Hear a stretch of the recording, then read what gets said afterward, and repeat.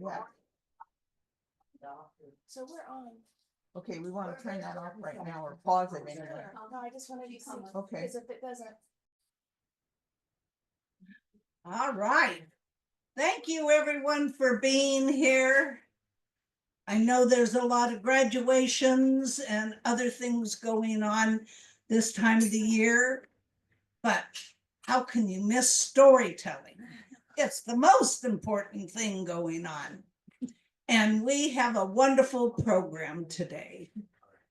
So I want to start off with a gentleman that as soon as I said my theme, he said, I want to tell.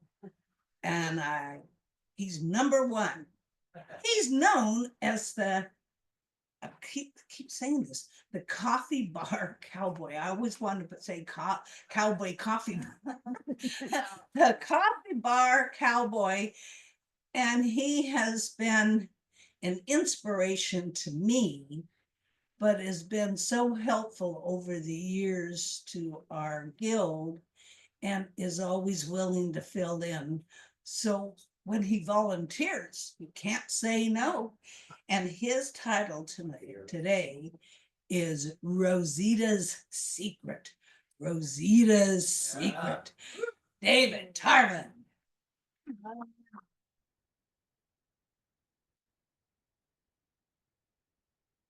Well, before I begin, can everybody hear me? Ed? Yeah. You know, people always ask me, Dave, what is that coffee bar cowboy about? They have all kinds of ideas in their heads. It's really pretty simple. I used to live for 8 years. I lived above an espresso shop, and I rode in my neighborhood. I was pretty famous for riding my iron horse that I parked right next to the front door of the espresso shop.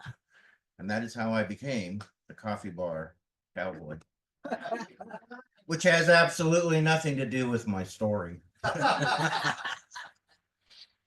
Oh.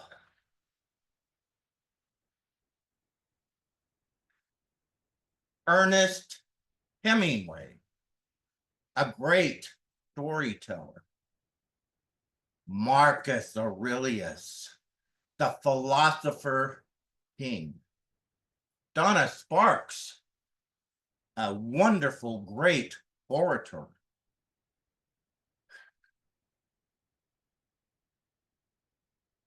And many others have been my mentor, a type of hero. I have tried to emulate their values and their talents and integrate them into my own life. And I have had many, many mentor heroes throughout my life. And so it came as a big surprise to me one day when I had this epiphany. I realized that I had patterned many things in my life after someone who rarely spoke. My paternal grandfather, John. He was, in my eyes, a great man. He was a simple man. He was honest. He loved his family. He worked hard. And above all, he was highly, highly, highly resilient. He had to change careers 4 or 5 times due to circumstance. And he did that with grace and took care of his family. And it just surprised me because in that whole time, he only told me one story. And I'm going to tell you that story now as he told it to me in the first person. Dave, when I was a boy, when I was like 13, my parents sent me from Alabama to San Antonio to stay with my grandfather for a while. Now, my grandfather lived on the second story in this old building right on the edge of the military plaza. In those days, they had military plazas downtown, and they were huge because the military used to do things in their drills. Now, my grandfather, he was pretty old and pretty poor. He was trying to live off of his old military pension. And when I got there was very little money. There was very little food. There was very little of anything. Just grandpa sitting in the corner in his chair staring out the window. One day I joined him and it was about dusk. And what I noticed was that the square filled up with people. Vendors brought in tables and set up little booths. They were food vendors and beer vendors, and then musicians showed up and people started selling food, beer. People came pouring into that downtown plaza for their evening meal. And while they were there were these troubadours wandering through, in and out, playing their music. Well, so I stood there watching, I thought for a moment, I brought my guitar. I bet I could go play and somebody will pay me. They're paying these other guys. So I took my guitar and I went down to the plaza and I started wandering around playing my guitar. Soon enough, sure enough, somebody gave me a thin dime. So I said, now who makes the best chili here? Because you see, at that time period in San Antonio, there were 5 internationally famous chili queens. And that is not an exaggeration. They were internationally famous. And guess what? They all had a secret. And so I asked people, who makes the best chili? Who? And they all said the same thing. Rosita. So I sought Rosita out and I found her booth and I walked up to it. Now she had a long table in the front where you could sit off to the left, order kind of on the right side. There was another table in the back where she had pots, pans, utensils, the whatevers of cooking. And she had her back to me. Now she was tall, statuesque, long, beautiful, dark hair coming all the way down her back. And she was wearing a long black skirt and a white blouse embroidered with flowers and little birds. And I just stood there waiting for her. And suddenly she turned around, she looked at me and she said, "Can I help you?" And when I looked at her, I was just stunned. I looked at her eyes. Her eyes were this deep brown pool. I felt like I fell into it. And I was stunned and I just stood there and I could not speak. And so she again said, "Can I help you? Do you want something?" And I snapped out of it and I held up my dime and I said, "I want a bowl of chili. I heard you got the best chili in all of San Antonio. You are famous." She served me up a bowl of chili and a plate of tortillas. And so I sat down there on the left side of the table and I began to converse with her while she was working and while I was eating my chili. And pretty soon I told her my sad little story about Grandpa sitting in the window, broke, almost no food in the house, that kind of thing. And when I finished my chili, I looked up at her and I said, "Rosita, you know, my family, we're all old cowboys and sod busters and we love chili. We make it all the time at home. What is your secret?" Rosita kind of smiled for a second. She leaned forward and she said, "It's a secret." So in my own brilliant way, I said, "Oh." So I was just sitting there and she says, "But you know, I would be willing to tell you my secret if you can play my favorite song." So I thought for a moment and I said, "What's your favorite song?" She smiled. She leaned forward and she said, "It's a secret." She said, "But if you come back tomorrow and you can play my favorite song, I will give you the secret to my chili recipe." And so the next day I got up early. I wandered all through San Antonio and I asked everybody that I saw, "Who is this Rosita woman? And what is her secret in her chili? And by the way, do you know her favorite song?" And everybody said the same thing. No. So I showed up that night in front of Rosita's stand and I started just playing my guitar and I played the first song that came into my head. And when I was done, I just stood there looking at her. She looked at me and she said, "You play beautifully. You sing like an angel." But alas, that is not my favorite song. Have a seat, and I will give you a bowl of chili and a platter of tortillas for your efforts. And so I sat down, I ate that bowl of chili, I ate those tortillas, and she said, "Come back tomorrow." And so that's how it went for the next 7 days. I would show up, I would play. She would say, "God, you play so well. You sing like an angel, blah, blah, blah. Here's a bowl of chili." And then on my last day in San Antonio, I walked up to her and I said, "Rosita, I have tried diligently to find out what your favorite song is, and I have failed. This is my last attempt because I go back home to Alabama tomorrow. I hope this is your favorite song." And I picked up that guitar and I started to play. And I played this old, old song that I'd heard somewhere. It was from old Mexico, titled "Maria of My Soul." And I played and I played, and soon a tear formed, started to come down her cheek. And she said, "Stop, stop, stop, stop. That's my favorite song. That's my favorite song. Thank you. Here's your bowl of chili. Here's tortillas." And I ate and I ate. I ate my fill. And when I was done, I said, "Rosita, where's that secret?" She said, well, actually, she gave me that little smirk again, and leaned real close, and she whispered, and she says, "Finely ground, roasted coffee." She said, "You put it in 3 heaping teaspoons in the pot the last hour of cooking. That's my secret."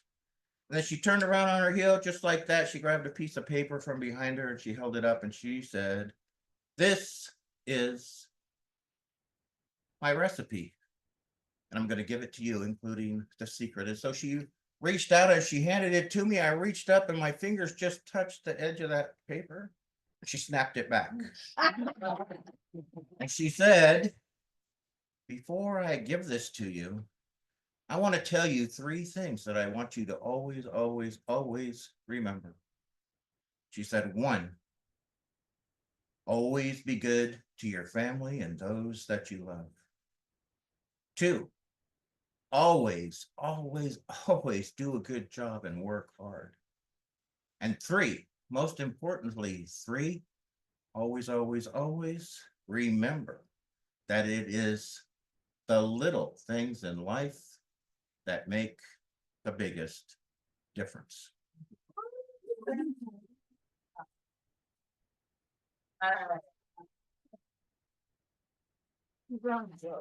Gary, wait, who's on?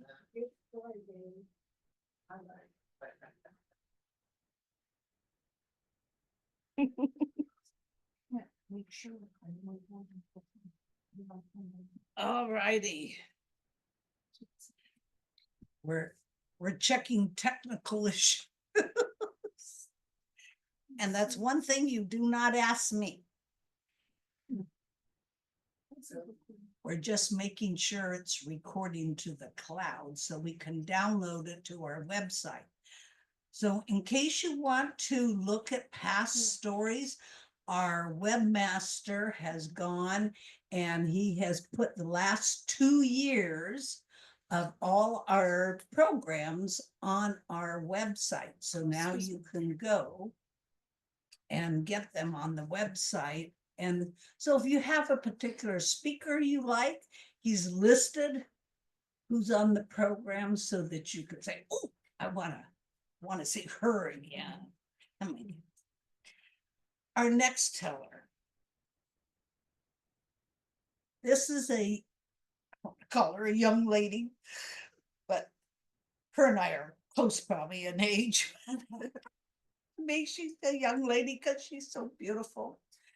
Her and her husband have brought a lot to the guild as far as they are wonderful storytellers, retired teachers. We have a lot of teachers and librarians and storytelling. Have you noticed that? Must be something they learn. Anyway, Gloria is going to grace us with her story. These titles today are very interesting. Gloria's title is Me and My Arrow. Me and My Arrow. Arrow, Gloria Jones.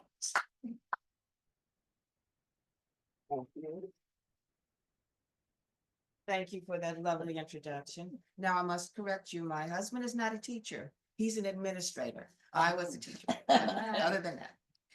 Okay, me and my arrow. You know, all of us get to a point in our lives, somewhere in middle age. If you have a family and you're raising kids and they're kind of in their teens, you know, you've got that fearful and frightening situation, you know, those feelings of dread, sadness. Every once in a while, some happiness, then more fear, dread, and sadness as you're raising them. So I was at that point in my life, and my marriage was okay. My job was, and I decided that I wanted to do something different. I wanted to do something for myself. I wanted to do something, I wanted to make a statement. And it occurred to me that I wanted a dog. I was going to get myself a dog. Someone was going to be happy to see me when I came into the door. Because the teenagers didn't give a crap. And half the time, Ed just wanted to know, well, what's for dinner? I was going to have myself a dog. Not just any dog, but an impressive dog. A dog who, when all people saw us walking down the street, would say, look at that lovely woman and that impressive dog. This was the decision I made. And I thought, I pray that God will send me the perfect dog for me. And so I set about seeking my dog. Now, at the little town where we lived, they had on Saturdays a farmer's market. And many times at that farmer's market, not only would you have your vegetables and your fruits and trinkets to sell, but people would bring kittens and puppies to sell. And a lot of times there were some pretty impressive looking puppies and things there. So that Saturday, I headed to the farmer's market and I went straight to the area where they have the kittens and the puppies and the things. And there was only one dog there. And he wasn't quite a puppy, he was a little more grown. And he wasn't impressive. And the lady who had him there said, well, this dog is here because, well, he was adopted, but the adoptive family mistreated him. They had three little kids there, and somehow the dog's leg got broken, and they didn't even take him into the vet. They just, you know. So she said, so I took him back, and we have had to pay the vet to get him healed. And so I'm here to collect money for his healing. So I looked at the little dog. He had spots, you know, around here. And since I have so many spots, I wasn't looking for more spots. So I thought, well, I'll give you $20 towards his healing. And then, you know, I went on. I said, oh, by the way, what's his name? She said, his name is Arrow. I said, well, good luck for you and Arrow. And I hope that, you know, all is well with him and his healing. So I went home and I thought, okay, let me look other places. And I looked a few more other places for dogs. And then I went online and I thought, well, I'll go online and see what, you know, dogs might be available, maybe a Labradoodle or a Greyhound or something. So I punched in dogs that, you know, are available or people are giving away. And the first dog to come up was Arrow. That little dog with the dots.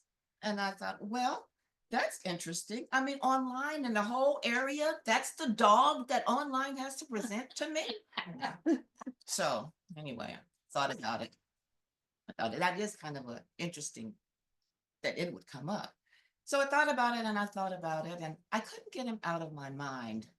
So I said, well, dear Lord, you know all these things and you are the one that guides us. If I'm reading my Bible tonight and I see the word arrow in the chapter, then I'll know you want me to go back and get that little dog. I was reading the Old Testament and I can still remember the words. They will not shoot one arrow over the walls of the city. I thought, ooh, okay, you want me to get him, don't you? Okay. So I went to the lady's house that had the dog and I said, I'll take Arrow. So I looked at him, he looked at me. And do you know that I never had to train him to walk beside me without a leash? I didn't have to train that dog to do anything, hardly at all. And at the time, my mother was in a care facility and he would go through the care facility just as if he were tipping. He was the most lovable dog that I have ever seen. And so time went on and me and my Arrow grew closer and closer and I just adored him. And it was time for us to move to California. Now we lived in Illinois, and as you might guess, the drive from Illinois to California is a long one, right? So we figured about 3 days that we would, drive and then we'd have hotel and blah, blah, blah. He went into all the hotels where he was allowed and just quietly, he was just really a good dog. So on the last leg of our trip, I kind of wanted to pinch a few pennies. And my son, who was with me, said, Mom, maybe try to find a really good hotel this time. Oh, we're almost there. We're almost there. So we pulled into the parking lot of this really sketchy looking little hotel. And my son looked at me and I looked at him. And then I looked away from him because I didn't want to hear what he had to say. So I said, well, I'll go in and get us signed in. And I went in and there were people cooking behind the counter.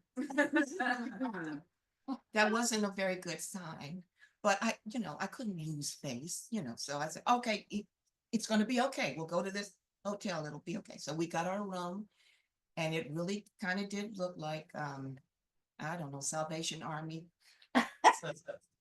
So we settled in and we began to, rest.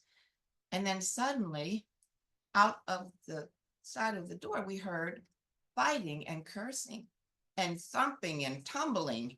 And somebody who was fighting outside of our door fell against our door. And Errol's ears perked up and he rushed to the door and he barked fiercely and bravely.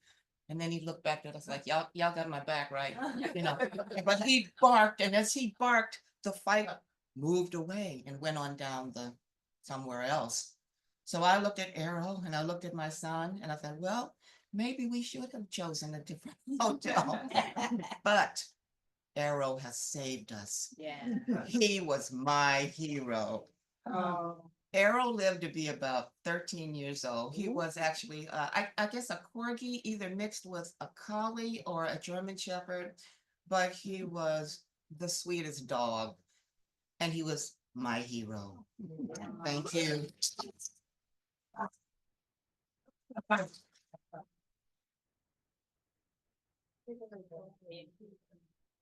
Oh, what a wonderful story. We have been blessed with wonderful storytellers in our guild. And now we have a poet. And Karen Durham, I'll tell you, when I read her short bio she sent me, it was like, whoa, this lady's been writing and been published quite a bit. But the thing is she loves to give talks and to share her stories. She's shared with the California's Writer Club. with Nevada City Radio, and even here at the Poetry Center. So how lucky we are to have her share with us, the Sacramento Storytelling Guild. Let's welcome Karen Durham.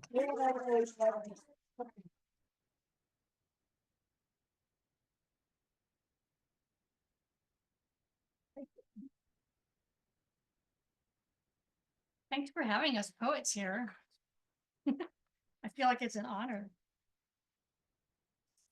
Okay, my first poem is called Of an Age. Some of you'll know who I'm talking about here. We hoary things, once lustrous shoots, would be gods of spring. How we yearned towards the sky, so envious of Icarus. Nice. Very nice. Reading Churchill in the garden. One last would-be buzzes the wisteria under a full moon and sketches shadows across my face like Coventry.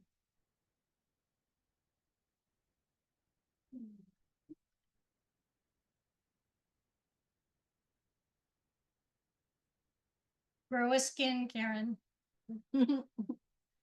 Wouldn't we love to tamp our tempests, blast out from Earth's teapot into golden silence toward a warm hearth's glow, the music of voices raised in praise. Yet I have meaningful words to get down, mythoi for the grounded, and a magical ear tuned to my own lyric devil. Perhaps, though, to go through my days in contemplation of the supernova will be more calming than to rant over a tarnished name or urban dictionary.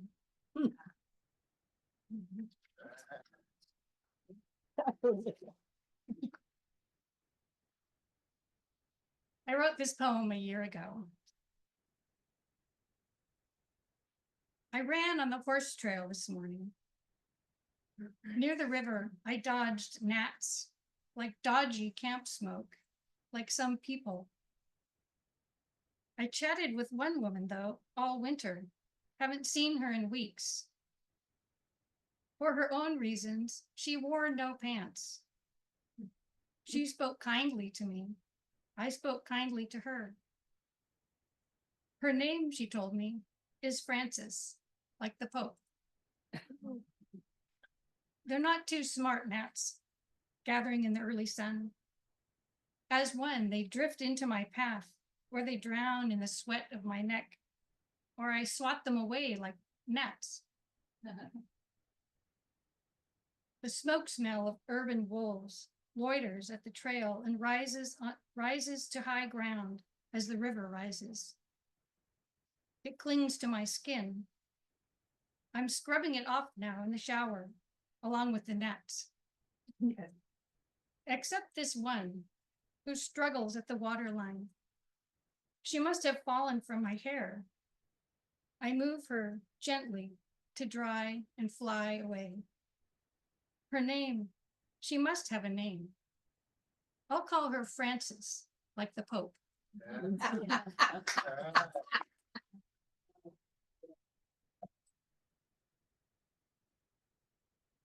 This is after reading an obituary in The Economist magazine a couple of years ago. What I would ask cosmonaut Alexei Leonov. Is it the same to see your front door from orbit as I see mine from an airplane on approach? Or did you see the scratches around the keyhole? Were you weightless or breathless inside the airlock, your safe place with a killer name? Did you fall in thrall from a space from which you wouldn't kick free, tethered to your own heartbeat by the dazzle sun of orbit, blind even to your dearest? If you saw re-entry through a watery lens, tell me about it. Seems to me only an artist can see a Siberian spring drenched in the hues of space. When your capsule iced over in the Carmen line, did death circle near?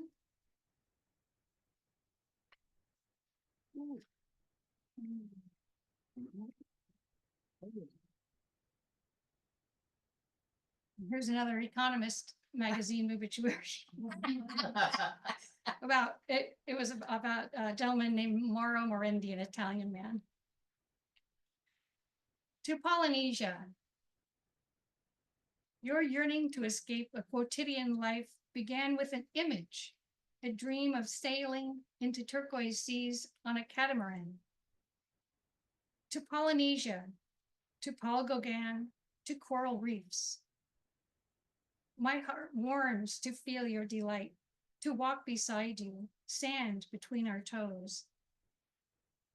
The catamaran, a Ferrari you called it, of the waves. Of course, she let you down in her elegant Italian way, not a day's swim from home. Left you to stumble onto Isola Budelli, your paradise, right here in Sardinia. So we'll leave those Gauguinesque women to their oils on sackcloth lives. All alone now, you stared at a sea burning with diamonds, your island all the cozier for its granite hut and a fire in winter, and yourself made perfect by years in isolation. Ooh. A pink beach, pink skin, sun blindness, these are your new life. To let go the lesser version of yourself took the courage of the solitary. Or this is the tale you tell yourself to self-absolve the flight from your wife, your job as a teacher, yes, and your children. It all tastes real, doesn't it? Now I'm sad. Civilization makes us less us. The tour guides, they talk about you, you know, which when we die sounds like a siren's gossip. So here you are in your last days, dislodged from the hut, installed in an apartment, forced from isolation into population, your life blurred by cars and motorbikes roaring their smoke under your balcony, and you wonder if it was, after all, a dream. Yeah.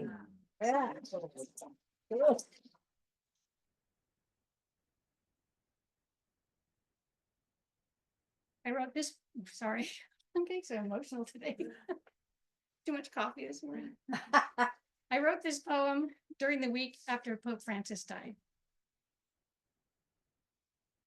Easter Monday, 5 a.m. I'm pulling on my swimsuit when I hear it on the radio. I'm startled by the way the dark in my room is transcended by skies ultramarine. Time and place are gone. The sparrows, they sing early, and the leaves on the trees wave in the still air. Maybe they feel a breeze through the rent in heaven's sleeve as the finger and thumb, nails clean and smooth as the veiled virgin, reach down, pinch his soul by the scruff of his pajamas, whisk him away from Vatican City heavenward. Wait, he says, giggling from the thrill of the ride. Wait. I have one more message to impart. They always say that. Just one more. He struggles in the grass and he's away. I come back to myself halfway to the pool. The trees are just settling after the disturbance, and I know where I am. Yeah. Yeah. Thank you.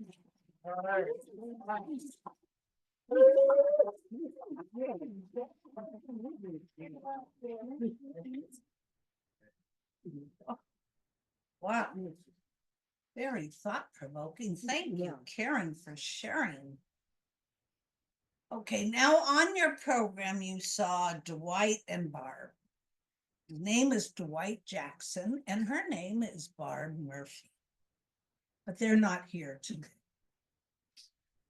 I haven't heard from Dwight, so I finally tried one more time and he told me Barb passed away 2 weeks after they had prepared to tell.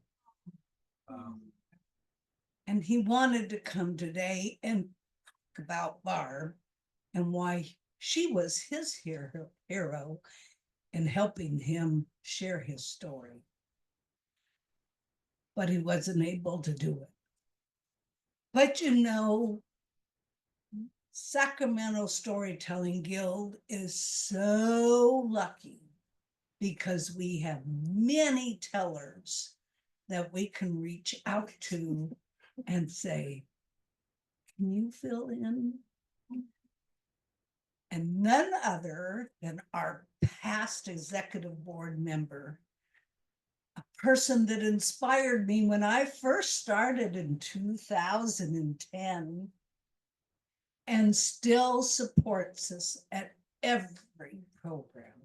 Let's welcome Terry Chekon, and her story is Sodi Solaratus. Sodi Solaratus. Terry Chekon.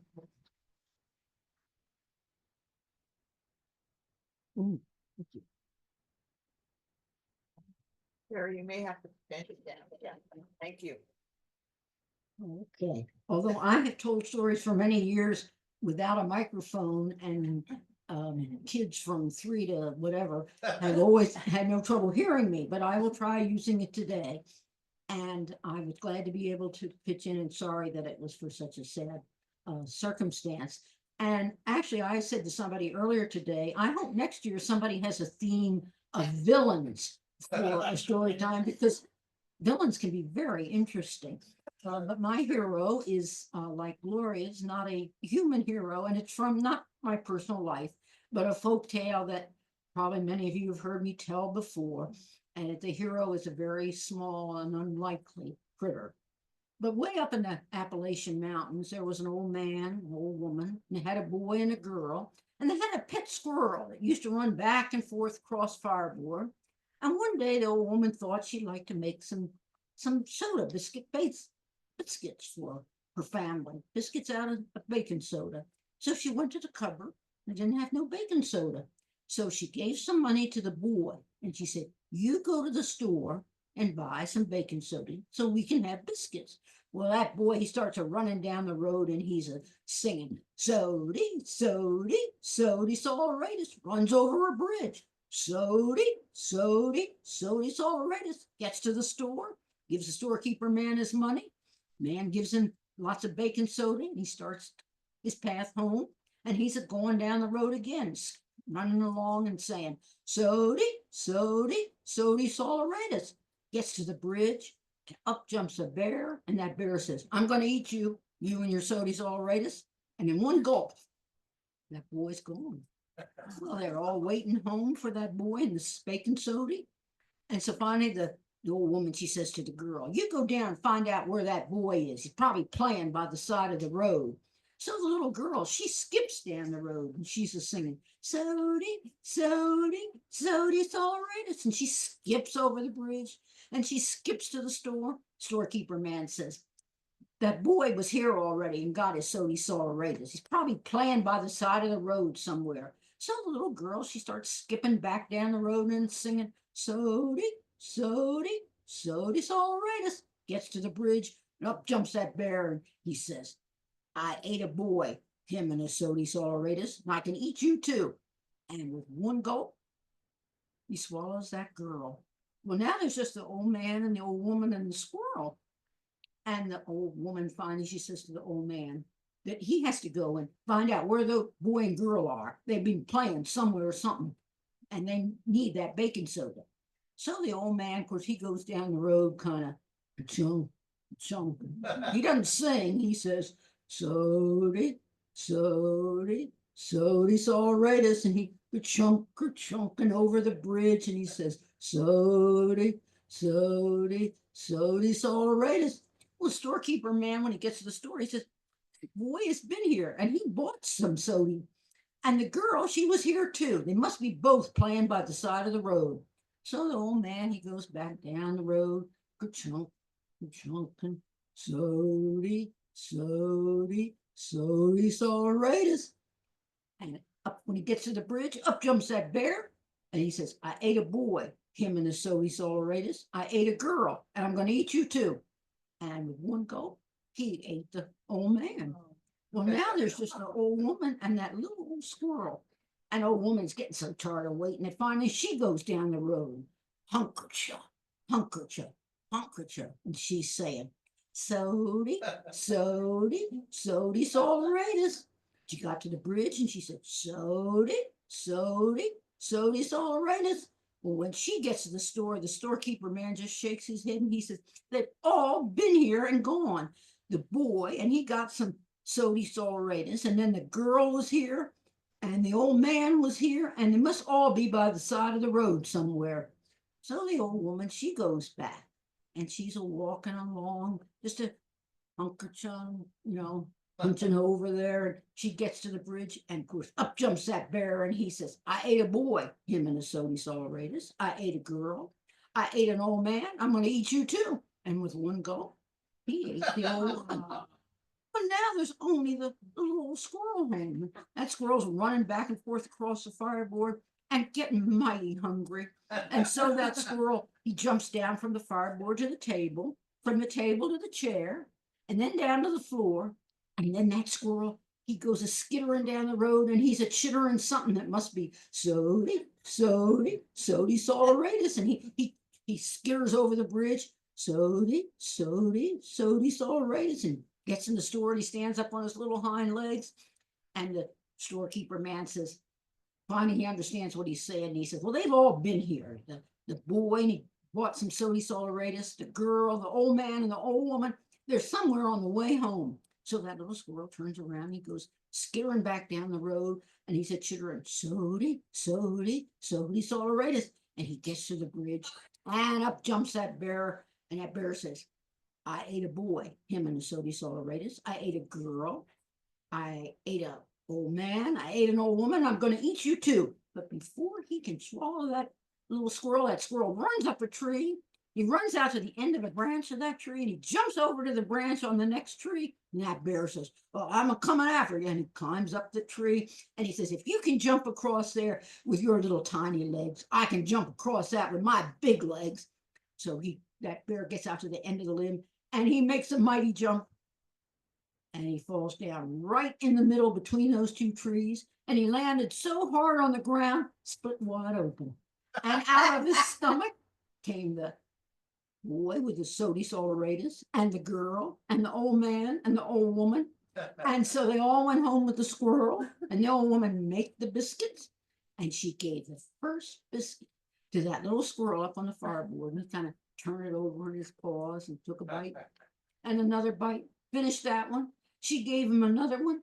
Why, that little squirrel ate 2 whole biscuits all by himself. Nice.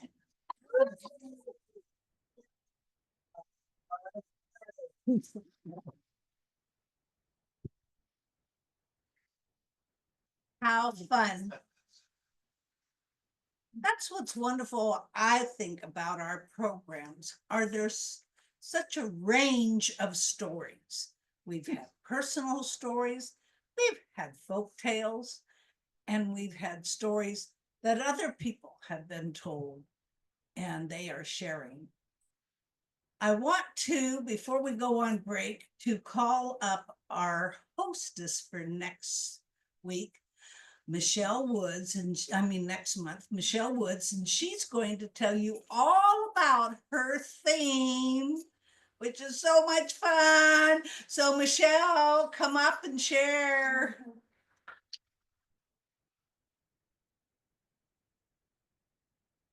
And she came up with this wonderful program. Hi, everybody. Yes, I am Michelle and I'm hosting the event in June. So same time, same place, different month. And and our theme is Life's a Beach, Enjoy the Waves. And so of course we're going to have 6 tellers, 2 poets, and you know, the theme is sort of geared towards stories about sun and sand and maybe the dog days of summer. But as always, we are open to other ideas, either with our storytellers or with our poets. And so I would like to invite all of you here at the Poetry Center and online to think about maybe joining us and telling a story or sharing some poetry. And so, yes, please think about it. And if you'd like to do that, what I'm going to do is leave this flyer on the table, and it has my email address. And just give me an email and let me know what you'd like to do. So thank you very much.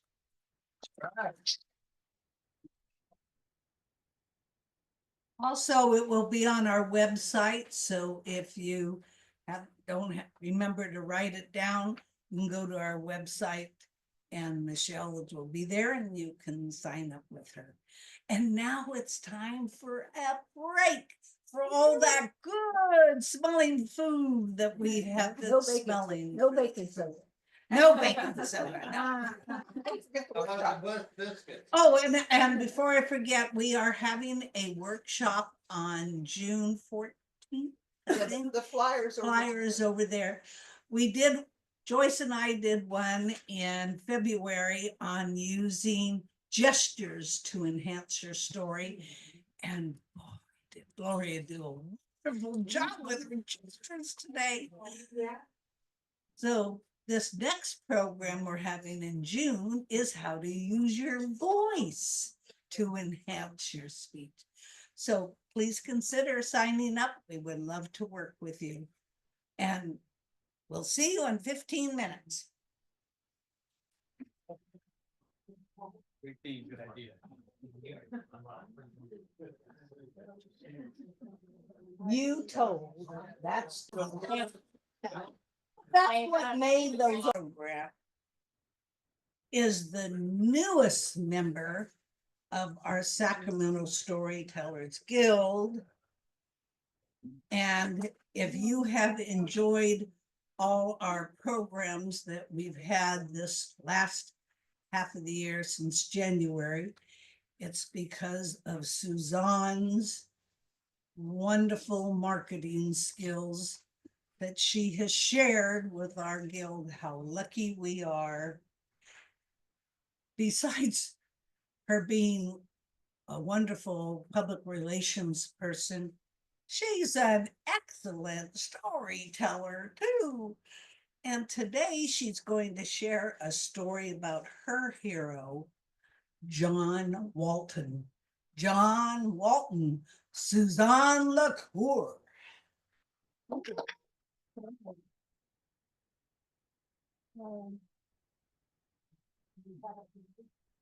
If anyone didn't get a piece of candy, it's part of my story. Just passes around if anybody, has some. All right.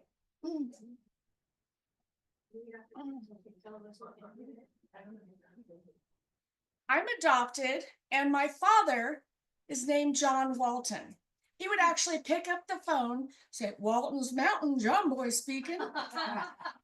He opened a upholstery business on the side of being a rice foreman for 30 or 3,000 acres of land called Walton's Mountain Upholstery. He decided to start that business because everybody wanted boat covers and nobody was making them. So he bought an upholstery machine, not knowing how to sew, and he made them. Now, most didn't fit, but he became my hero because he adopted me. Because he did so many wonderful things. He's the best human I know. And although he passed 21 years ago, he led a full life. This man, when I was 3 years old, decided to take me out to check the rice. When there was a flood that goes through and the rice is, all the water's escaping, his job was to fill that, even if it's in the middle of the night. So he took me and he held the spotlight from his truck. And he said, "Shine that light on me so I can see." And I watched carefully and I watched him fill the check. And then I looked down and there's that knob with that stick on it. Well, we're on a levee. And I saw the river on that side and my daddy on that side. And I thought, I'm going to impress him and show him I can get this truck. So I grinded, but I pushed it with all my might. And by golly, Dad became an Olympic sprinter as he came up the hill to stop me. I was probably going 2 or 3 miles an hour, but I was excited. I wasn't driving or anything because I had accomplished the stick. And again, he saved us from not going in and swimming with the crawdads. To jump ahead a little bit, when I was about 9, I said, Dad, I want you to pray more at home because you always pray at church, but when you get home, you don't pray. And he said, oh, I didn't want to push this on you in religion. And I went in my bedroom where I had a quart of green paint because I'm an artist. And he came into the room and I got mad at him. Like all this anger boiled up. I picked up the quart of green paint and I hurled it at him. Now he saw it coming, so he shut the door. We had shag gold carpet. As it hit the door, it poured down the door. He opened it really slow, spreading that green paint. I'm like, I'm so sorry, Daddy. I'll pick it up. I'll clean it up. He said, no, let this remind you of your anger. That was the kind of lessons Dad taught you. My father, when I got a little older, I went off to college. I moved out when I was 16. But back up track a little bit to make it more chronological. We had 26 dogs growing up. 26. It's because they begat each other. Queenie and Pudgy, they kept begatting each other. And, being religious, my dad believed in let nature take its course. And so he didn't do spaying or neutering, and we just kept giving them away. But my job was to feed the dogs. And my mom was the dishwasher. She'd scrape all the food into buckets at the college. She'd bring home the 2 or 3 5-gallon buckets, and it was my job to feed those dogs. They climbed up on me. Later, I found out I'm allergic to dogs, but I moved out when I was 16 and I went to college and I decided I'm going to make lunch for them. Now, I didn't go to church anymore. That was my own decision, but I decided to go and make lunch for them. So when they got out of church, they could have this feast because I love to cook. And although my mom was a terrible cook, I thought hamburgers were crunchy till I was 16. And yes, my father did only take his torch once with a grill in the backyard because we were out of charcoal.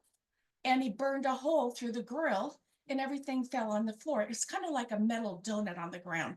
But I digress. I want to go back to when I am making this meal and 12:30 comes, which is when they should get home. They don't come. Now it's 1 o'clock and I'm getting angry. And I thought, well, maybe they forgot and went out to lunch with somebody from church. 1:30. And now I'm eating. I'm really upset. And then my mom comes in and goes, that phone you had installed doesn't work. And I'm like, what do you mean it doesn't work? She goes, I kept calling 911, 911, 911. I said, did you push send? No. I said, well, you're calling 911. And then my dad came in and he's all bandaged up. And I said, Dad, what happened? He goes, I had to help a guy out. Mom goes, he pulled him out of a burning plane. And Dad goes, well, it was a crop duster in the middle of a rice field. I said, Dad, are you all right? Well, yeah, the other guy, he lived. And I'm like, he lived. Well, it was pretty bad. It did blow up as we were getting away from it. It took him 20 minutes to tell me he saved this guy's life. That was the kind of dad I had. He helped start this food bank and he would load groceries into cars. On the weekends, if somebody was hungry, he would go back to the church, which is 22 miles, to get food out of the pantry and give it to them. He drove the Joy Bus. If you look at the program, he drove the Joy Bus and picked up kids 2 blocks, 22 miles away. And then when he would go back to church or to the church building, there were all these kids running around. He found that if he sat down and he had a pocket full of peanuts on one side, the marshmallow kind, and cowtails and caramels on the other side, or peppermints, he would let the kids one at a time sit on his lap. He'd tell them, you're special. I love you. That's the kind of dad. And I remember me coming up to him once and saying, Daddy, can I sit on your lap? Because you sit on my lap every day. I said, but I want candy. So he gave me a handful and says, you know, these kids sometimes don't even have dads. And that was just beyond my mind. Don't they have a dad that sits on the floor and lets you sit down on his feet and he pushes you across the room? They don't have that. And Dad explained to me, no, not all kids have that. And so my father was this most amazing man. Now, was he perfect? No. But like the checks of water and letting the dogs be at each other.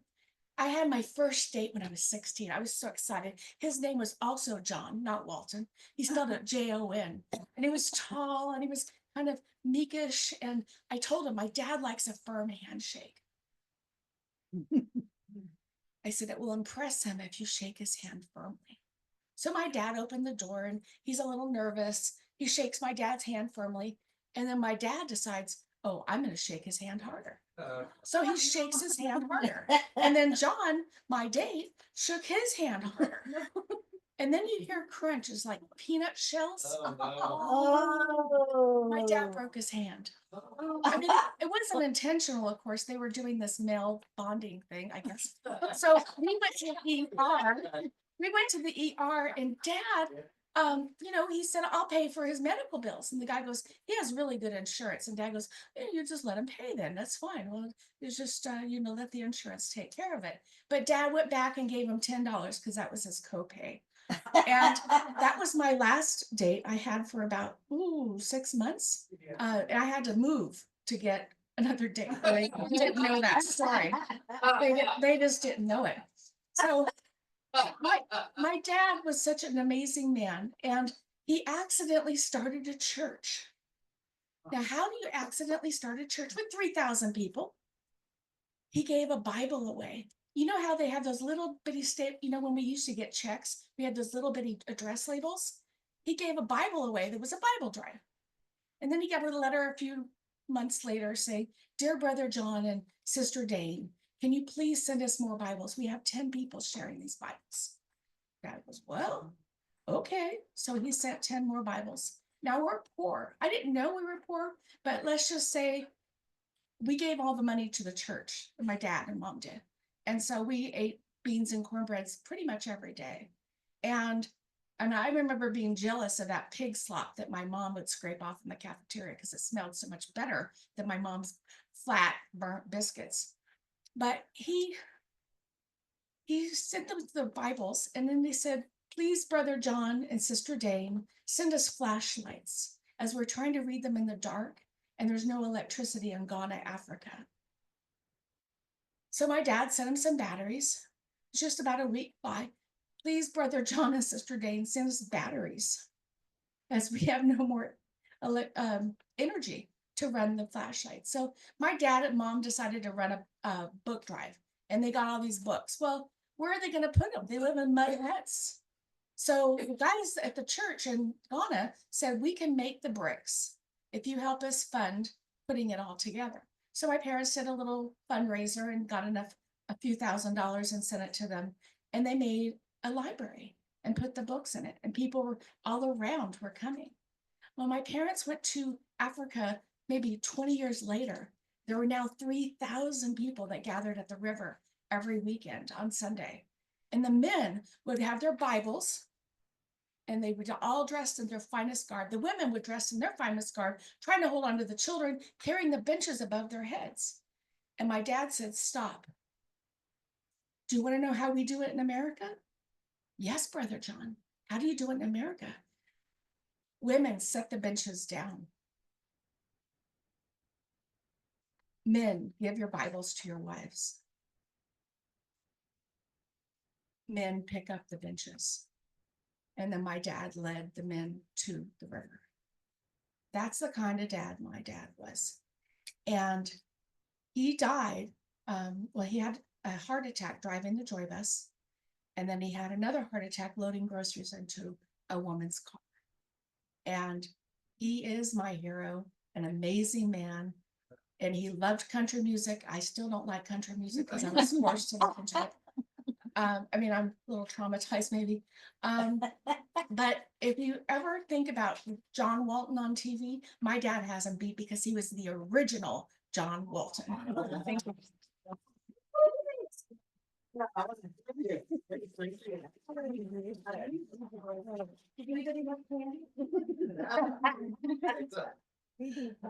Thank you, Suzanne. We learned so much. I knew that she was adopted and we've heard a little bit about her mother, and now we know a lot about her father. Thank you for sharing. And our next speaker calls herself a multidisciplinary storyteller, culture practitioner, and speaker. Boy, that's a mouthful. Yeah. But she lives up to that as she has told some wonderful stories. And today she's going to share unspoken love language. Unspoken love language. Mahatma Rot.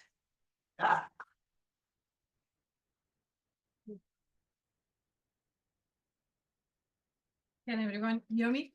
Yes. Hi, everyone. So it was 2009. It was kind of actually May 2009. Let me take you to that moment. And I was kind of excited about the month of May because I was in Chicago in my second year PhD program. Of course, excited, depleted with 500 level courses, but also I was finding some stability. It was just my second year, right? In Chicago, I used to live close to UIC campus. And that was the first apartment where I lived close to campus, like a 4-minute walk to my department. That was the first time I had felt settled in one place for a year. But because of that, the past 2 years, I had moved so much, right? From a person's like couch surfing to moving to a friend's house to everything, but I had not felt the stability.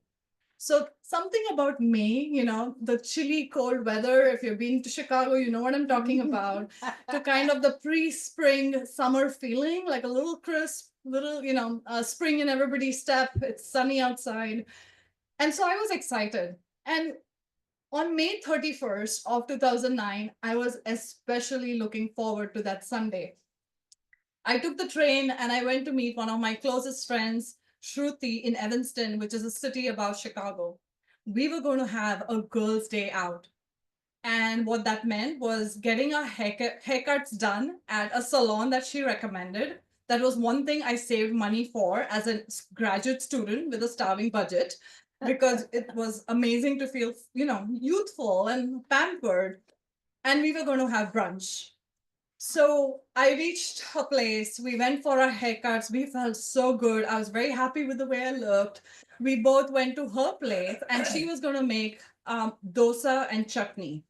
Now, for those people who are not familiar with all regions of Indian food, dosa is one of the staple diets that are found in most South Asian, South Indian families, right? So it is a soaked blended batter of rice and lentils, and then you can make crepes out of that. So it's like a crepe. You have it with coconut chutney. You can have it with lentils, and I can have as many as I love, any time of the day, any time of the month. You invite me and I'll be there. So that was my love language. And Shruti offered to make it. I was excited. I was like, perfect evening, perfect day, Sunday, and starting, Monday, a new week. We are sitting there. I'm sitting on the floor. She's making dosa. She's eating while she's making. She's making for me as well. And while that happens, I get a call. And I look at the phone and I see my roommate, Ellie, calling me.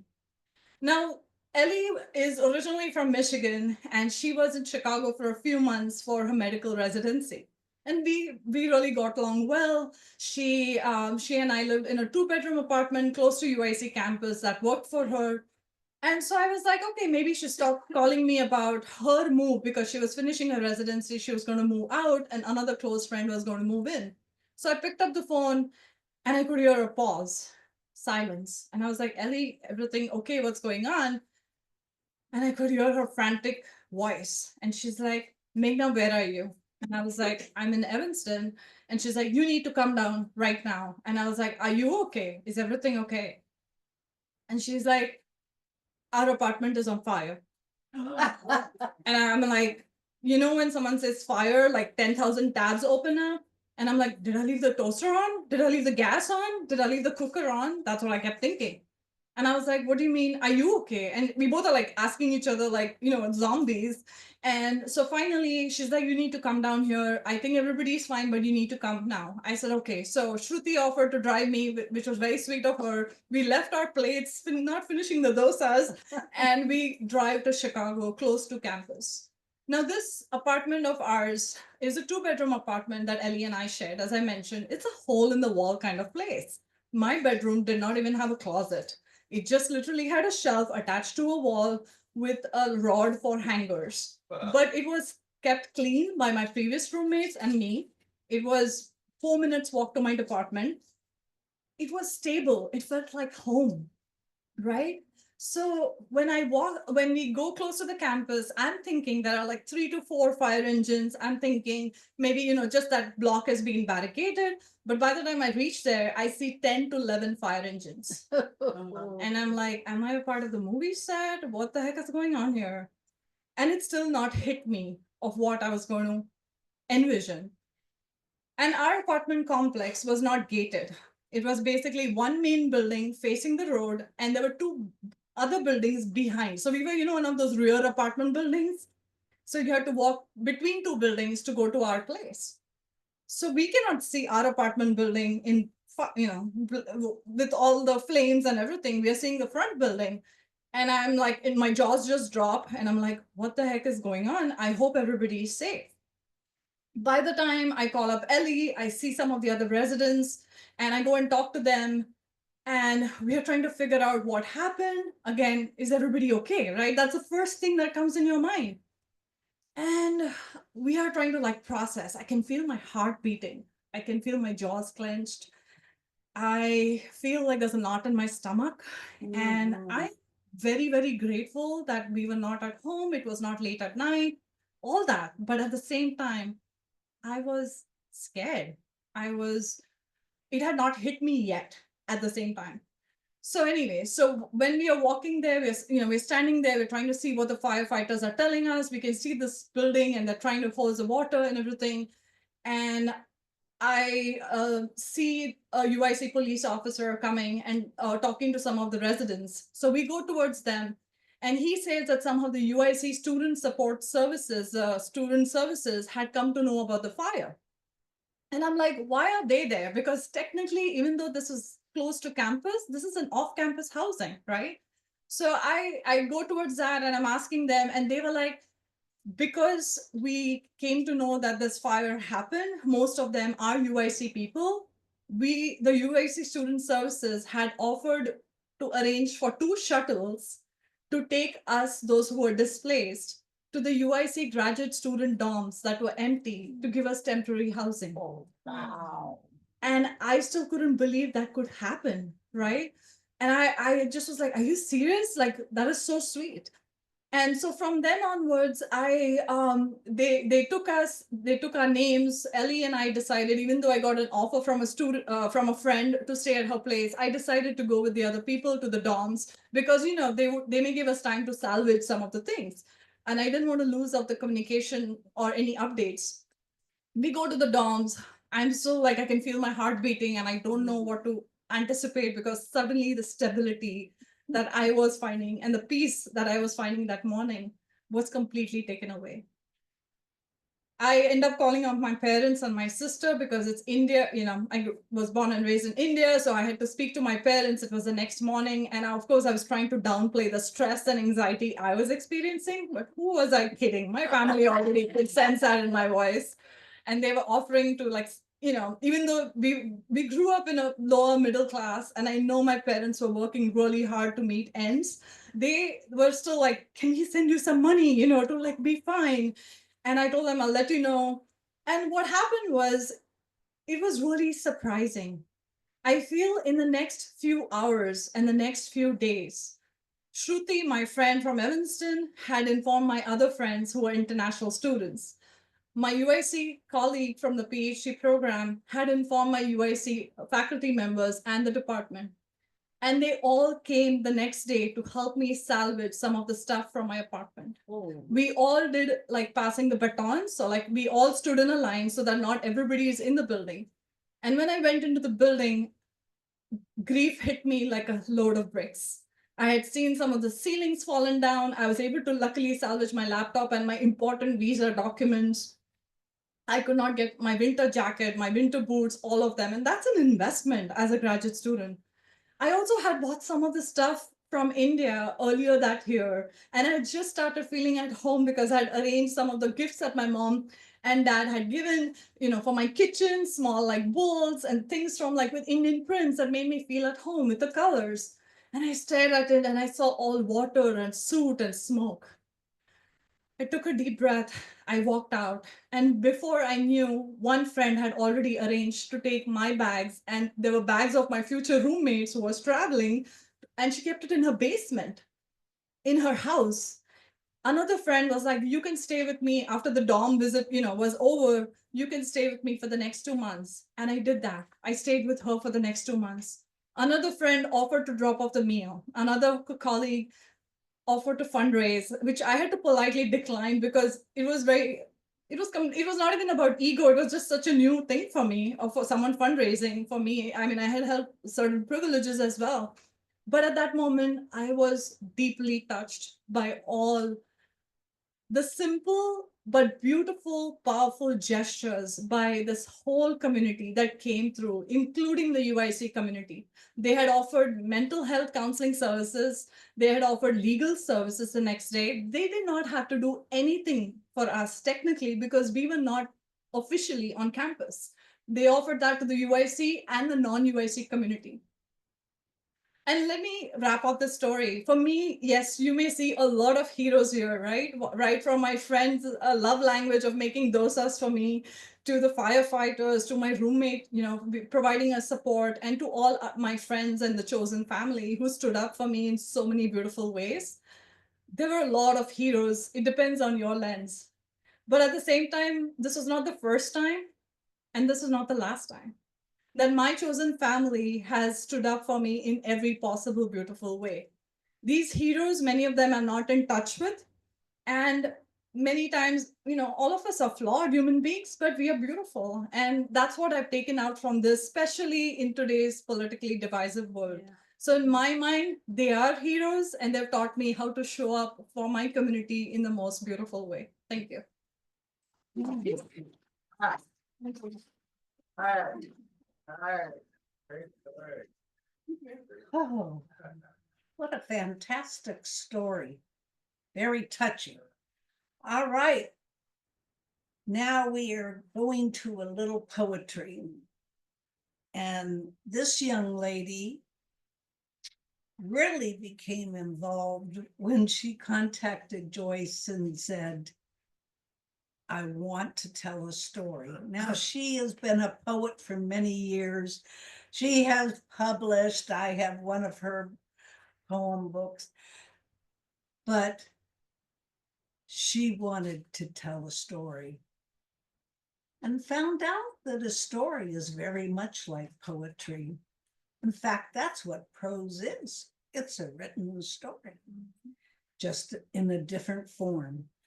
So today, instead of telling the story, I asked her if she would go back and share some of her poetry with us.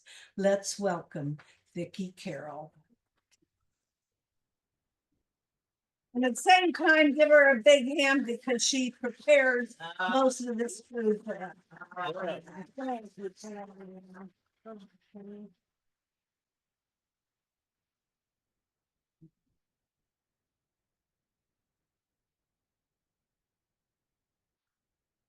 Hi, everyone. Can you hear me? Okay. Well, I am starting off with a poem called Cherokee Spirit, and I have a couple of helpers in the audience who have little shakers. They're going to help me. Cherokee Spirit. Drums are beating. Fires crackle. We gather our people, they sing our songs, dance to drums. Counting the lives of our people. The people say, thank you, universe, for our beginning, our changes through history. We are still here. We will always be in the hearts and minds of our ancestors. Ga Lai, Eli, Eli Ga. I am thankful. I find the lost key. It strikes my curiosity. May I be blessed with an understanding of my journey. And so it is. Oh.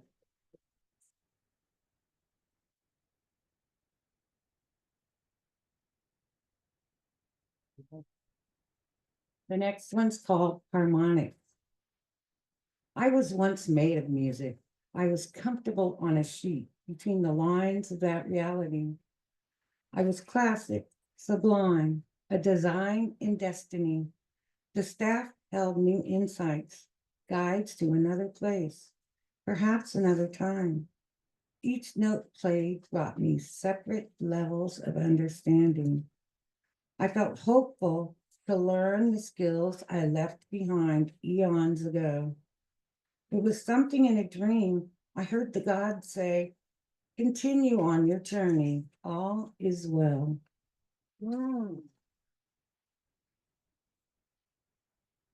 Okay, this one's called Family Traditions. I cherish memories as a toddler, watching my mom and her family on holidays. I am thankful for the memories. They are colorful, have sounds and smells I will always remember. A child sitting on the floor in the kitchen with the women. They worked to produce a great meal a large family could enjoy. All the favorites, each season had its own delicacies. Fall and winter, turkey, gravy, mashed potatoes, cornbread dressing, cranberry sauce, candied sweet potatoes, pies and cakes. Just remembering the sights and smells sends me there all these years later. Spring and summer, ham for Easter, ribs for 4th of July, plus potato salad, baked beans, cornbread, pies and cakes. Kids sitting on newspapers to eat. Mama's pies and cakes within our reach. Never would we try. She was a boss. The look in her eyes said everything. The kitchen was crowded with 4 or 5 women making tried and tested recipes, creating foods to be remembered through the generations. Everyone is joyous, eating the foods of our ancestors. No words after the plates were placed in front of this family. The silence spoke volumes. Sitting back in their chairs, sated and smiling, said it all. The women knew this was the time to clean up. Mama and her daughters gathered plates, glasses, utensils of all kinds, moved bowls of unfinished food to the kitchen. The men went to the living room to smoke, tell tales, laugh, and relax. I'm not done. Oh, sorry. The women went to the kitchen, turned on some music. I was with the women. I sat on the floor as before. Their backs were to me. I watched them work together. They had dresses that swished as they moved. Their petticoats made the noise. I loved it. It kept time to the music. Mama and her daughters laughing and telling a few tales of their own. 50s music kept the beat as they worked through a mountain of dishes. Their swishy skirts made a rhythm as they washed, passed, rinsed, passed, dried, passed, and the last sister put them away. I was so in tune with my mom, aunts, and their duties. I couldn't wait for my turn to come.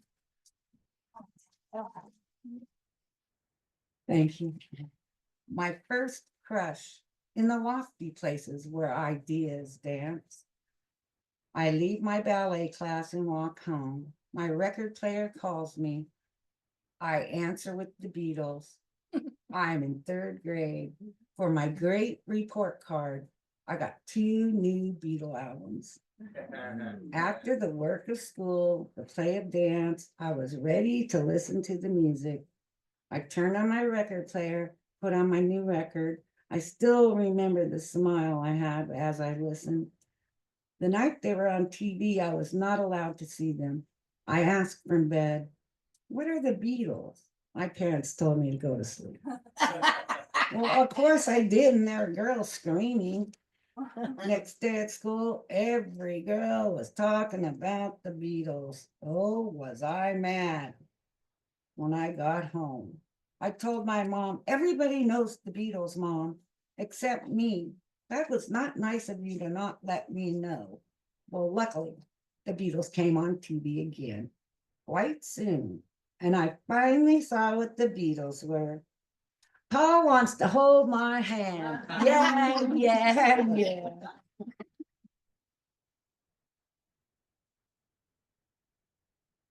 Okay, my last one.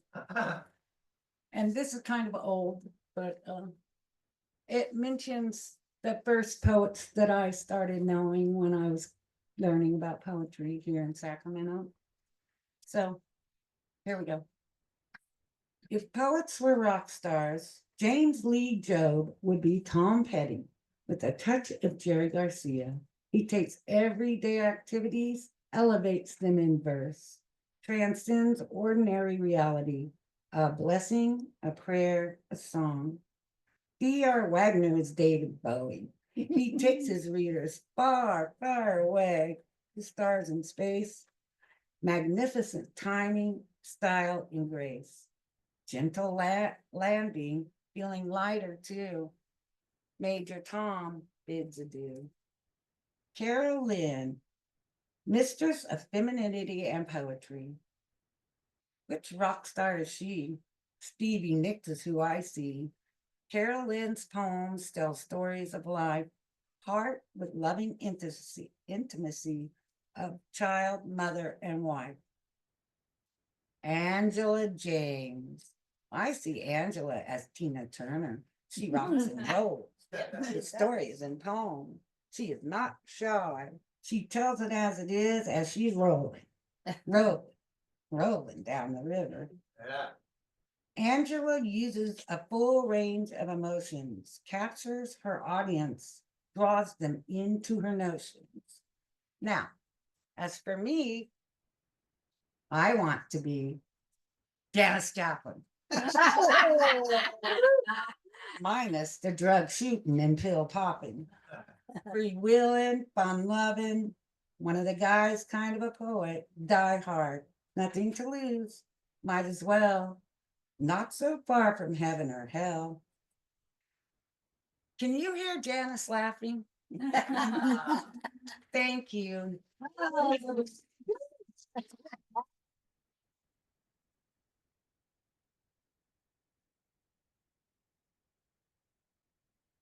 Think we heard some of the best of Vicky's. Yeah, I enjoyed thoroughly each and every story today. Thank you. And they were stories in short form. Now, our last speaker.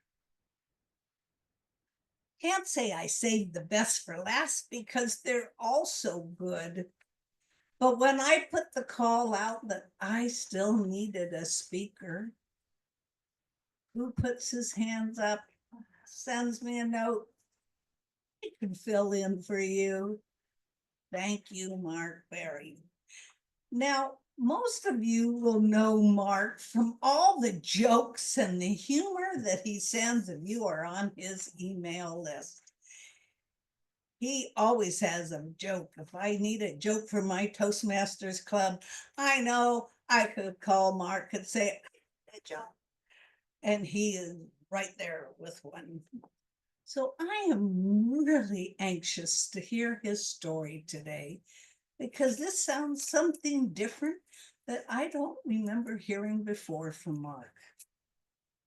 His hero, my grandmother, my hero, Mark Bear.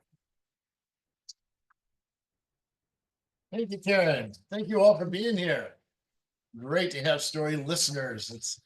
That's absolutely the favorite thing of a storyteller is to have story listeners. So thank you all for being here. And I better share with you my favorite new joke, because Karen set that up. See, when I was growing up, my parents were very positive and they kept telling me, you can be anybody you want to be. When you grow up, you can absolutely be anybody that you want to be. And then I grew up and then I found that identity theft is a crime. What are you going to do? Well, I am very fortunate as Suzanne that one of my heroes is also a family member. One of my heroes is my grandmother and my father's mother. So we have the same last name, Grandma Berry. But we just called her Ma. My father had several siblings and they all had kids. So I had several cousins. There were at least a dozen of us cousins and we all had the same grandma. And so we just simply called her Ma. Well, my parents were, forget the joke I told you earlier. My parents were only child, two alcoholic parents, loved to drink a lot. And whenever Grandma Berry could come and visit from Idaho to where we lived in San Francisco, my parents loved it and I loved it. And Grandma seemed to love it. I hope she did. And my dad could go off with his friends and do what he wanted to do. My mom could go off with her friends and do what she wanted to do. And Grandma Berry and I just had lots and lots of time together that we really developed and we really cherished. And well, one thing I can remember is one of the times she was visiting, we were getting ready to go somewhere and she accidentally locked the front door with the key to the house inside. She was visiting. It was a new, different situation for her. And so I remember me saying, "Oh, Grandma," and that's just the way our relationship was. You didn't have to weigh your words carefully or anything like that. We were just best buddies, it was just everything right off the heart. And so she boosted me up to the only window that was slightly open was the bathroom window. So I remember her giving me a leg up and me crawling in the bathroom window and getting in the house and getting the door and the key situation all straightened out. I remember another time when I had a quarter and I wanted to buy something, a special toy. I was into cars. What boy isn't? And so I wanted a toy car. And what Grandma and I did was we got on a streetcar and we went down to Market Street. Now, back in the 1950s, Market Street was lined with shops, just shop after shop after shop, all the way down Market Street. And I called them everything shops because they had everything, certainly as far as I could tell then. And so I'd go in the first shop and I'd see what kind of toy cars they had in my price range. And then we'd go to the next shop and and then we'd go to the next shop and I'd see, because I wanted the very best value for my 2 bits, my 25-cent piece here. And we went through all the stores and then I went back to the one that I thought had the best car, the best value for me. And needless to say, Grandma Berry had the patience of a saint. There was another time when she caught a sliver, and it wasn't just a little tiny one. She caught a sliver that was at least a toothpick, and it was really lodged in there, and it was really pretty ugly, and you could tell it was really pretty painful. And of course, my mom and dad offered to help her with that, and she said, "No, I want Mark to do it." And so here I am, 8 years old or something like that, and I don't know I don't have the manual dexterity that my grown-up parents would have. I'm trying to hold a finger and a tweezer and maybe a magnifying glass and oh my, but I loved her so much. I would do anything for her. And she loved me so much that she knew neither of us would ever do anything to hurt one another, ever. And so I fumbled the best I could, got it out. There was bleeding and such, but I did get the splinter out of her hand and got it bandaged up, and she didn't feel a thing. And that's just the kind of relationship we had. And I knew, without it ever having to be spoken, I knew of all my dozen cousins, I knew I was her favorite. Obviously, we had this relationship. Moved forward years later when I'm in college, I decided to go up to Idaho to go to college in that little town where both my parents grew up, where Ma Berry lived. And her kids had put her in a nursing home at that point. She couldn't live by herself. And it was not a nice place. It didn't smell good. And so here I am, poor starving college student, trying to work and go to school and all that. But I just had to visit my best friend, my grandma Barry. I had to visit her every weekend. So almost every Saturday, I would visit her around lunchtime at the care home and take her out of there. And my little old clunker car, college kid, right? And I'd talk to her as we had our visits. I talked to her about trying to keep the car running, buying another retread tire. Well, it's a long time ago. They had those back then. And she always wanted a plain hamburger. And I said, Grandma, I can take you. We can go for Mexican. We can go for Chinese. You can have anything you want. She said, oh, I really want my plain hamburger. All she wanted was a patty and 2 pieces of dry bread. And I never did to this day get why that was her favorite thing in the world, but it was. So every time we'd go to a place where she could have a plain hamburger, and we would visit on the way there and back and in her room a little bit. And I would talk about things like girls, and college and professors and tests and grades and working and the boss and the coworkers and trying to keep my poor little old car running and stuff that, college boys would talk about that were just out of high school. And I told you before, right? She had the patience of a saint. She always, always did. She was always loving and listening. And after we would have every single time we got together, when it was nearing the end of our time together, she'd find a piece of a scratch of paper or a piece of a napkin or something, and she'd scribble something on it and stuff it in my shirt pocket as we were saying goodbye. I never had to ask. I always knew what it was. And later that day, when things, at the end of the day, when I've got a little free time, I pull that slip of paper out of my pocket, and it was always a Bible chapter and verse. And I'd get out the family Bible and I'd look up that chapter and verse. And do you know that every single time that verse really spoke to what it was that this kid was struggling with on that day, the thing that I thought was such a huge problem or disaster in my life, it spoke to that every single time. Well, eventually she passed away. And after the funeral, at the reception, my parents went off with the people their age to that table, and my cousins and I went off to this table with people our age. And we were talking about happy memories and how she always had that cookie jar and she had that candy dish with an orange slice. And do they still have this, like an orange slice kind of crusted with sugar? Anyway, she loves giving those to us grandkids. And we talked about our happy memory, but poor Kathy, my cousin Kathy, was inconsolable. She was weeping and she was crying, and there wasn't anything we could do or say to help poor Kathy process this stuff here at this table of love.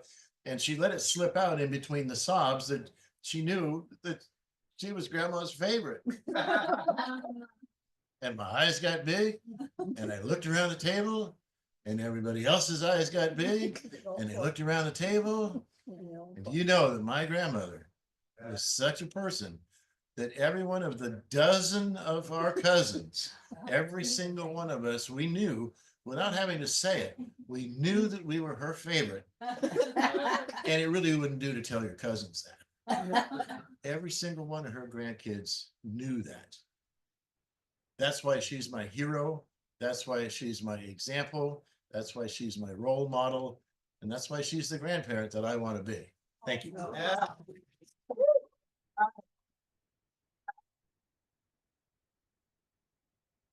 What a way to end a program. Thank you very much. And I'd love to have met her. I would have loved her. Just to remind you, next month, Michelle's is Life's a Beach. Enjoy the waves is the theme. So if you think you have a story or poems to share, please let Michelle know. Also, to remember, there's a workshop if you want to work on vocal variety in your storytelling or even telling poems. Vocal variety can be very important. So there's a hand out over there for our workshop. And if Anything you else come to on- the workshop, please bring a story, because this is not a, we tell you, it's a work and then you apply. Okay? Bring a story with characters. Or inanimate objects can have voices too.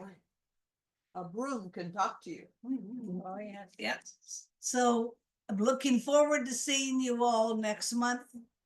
Thank you for being here. We love our audience. Goodbye. Thank you, Karen.